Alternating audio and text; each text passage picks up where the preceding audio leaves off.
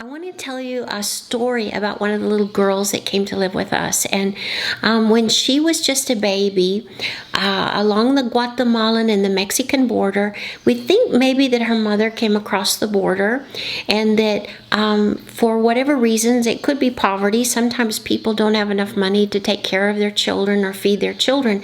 Her mother left her in a store when she was 9 days old.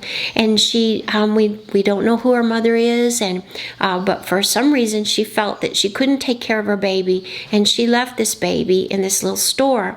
And so the local government, they took the baby in and called us. Probably it was 3 months later. We know they think she was probably 9 days old, and when I got her, she was 3 months old. And what happened in that situation is she was born without a femur, and that means part of her leg was missing. She had where her knee should have been, that was where her foot was, and then there was nothing. It was just short. There was nothing else underneath that area. And so when we got her, the government said, "Can you take her? She's going to be handicapped. There's problems."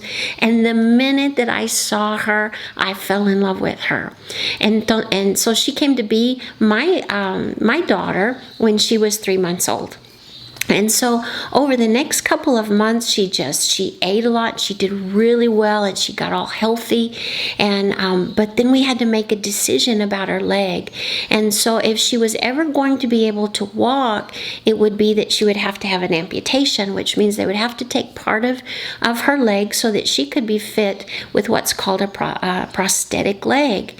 And so it was a really hard decision to make, but we knew that as she grew up, she was going to want to walk. And so when she was about 2 years old, she had to have a surgery. In fact, she had to have several surgeries. And in one of those surgeries, they'd had to take part of her leg, but then they gave her her bionic leg. So she's got a prosthetic leg, and she's just amazing. She can walk and she can run. She jumps.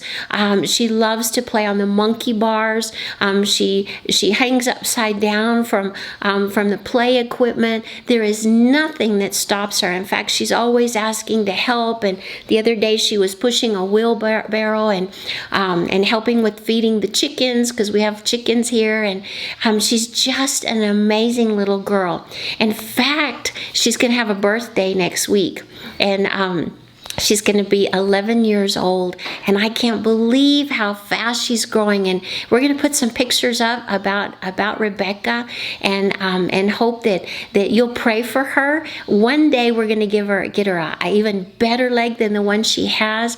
But she's so cool. She's just so cool, and she doesn't let anything stop her. She dances, and again, she jumps. She tries to ride the bicycle. I mean, nothing stops her. And I'm buying her a birthday present, or I bought her a birthday present, and I want to show you before she gets it next week. I just bought her this birthday present, and she loves pink. And you know, I don't know if you've seen these type of books where you press on it and it changes different colors. And so this is Becky's, one of her birthday presents in a few days. And so I just want you to pray for her and just be encouraged. God is doing amazing things with children around the world. And she's just smart, and she's studying, and she's learning so many things. I want to tell you a story about a little girl that we received into our orphanage about 2 years ago, and her name is Elena.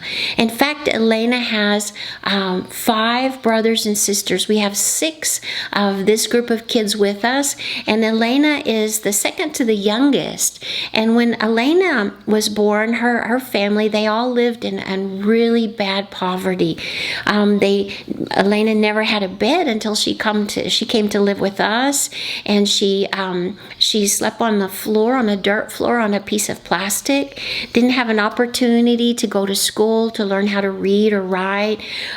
She had they lived in a really bad situation, and through just a series of very sad events, Elena's mama passed away, and she needed a place to live, and she needed a new mom and a new dad.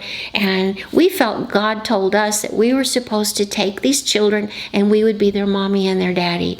And so Elena came to live with me. But what I want to tell you is they had never had Christmas before. Elena and her brothers and sisters, in fact, one of them told me, they said, "Mom, we didn't even know that Christmas existed."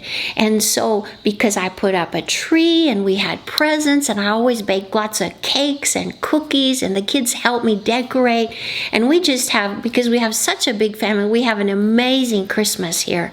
And so they were so excited about Christmas, and they were opening up their gifts, and they were also giving gifts, because the Bible says that it's more important to give than it is to receive.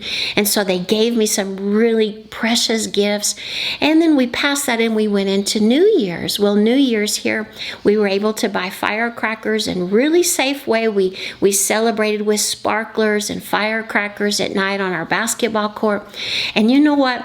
Elena backed up to me, and she pulled my arms around her, and she says to me, "Mom, I just love living in this house."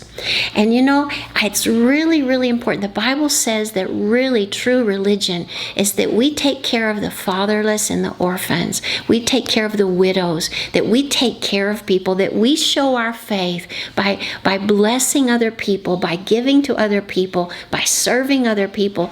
And so why don't you look for a special way that you can serve your mom or dad, something special that you could do for them? Maybe you could draw them a picture or write them a note and tell them how much that you love them. Or maybe you could make your dad a glass of ice water when he's working really hard. But look for opportunities to show your love to the people around you, because that pleases God. And I just want to thank you for listening to my story.